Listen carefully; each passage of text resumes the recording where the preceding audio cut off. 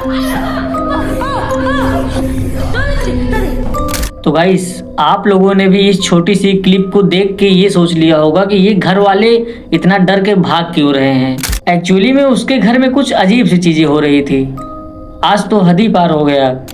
एक लड़की अपने कमरे में बैठी हुई रहती है, तभी उसको एक कोई एंटिटी दिखाई देती है उसके कमरे में, जिसके कारण वो काफ़ी डर जाती है और वो दौड़ के अपने घर वालों, अपने फैमिली वालों के पास आ जाती है। अभी मैं आपको वो वीडियो दिखाने वाला हूँ। वीडियो देखना और कमेंट करके बताना कि क्या कोई रियल एंटिटी थी या फिर ऐसे ही अफवाह था कोई। वीडियो देखो।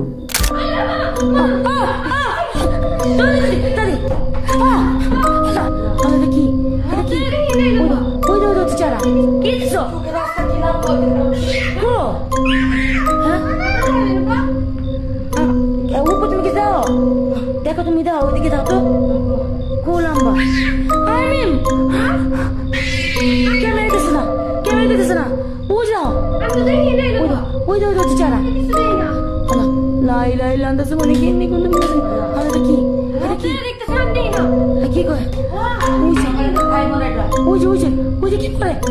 अल्लाह क्या करे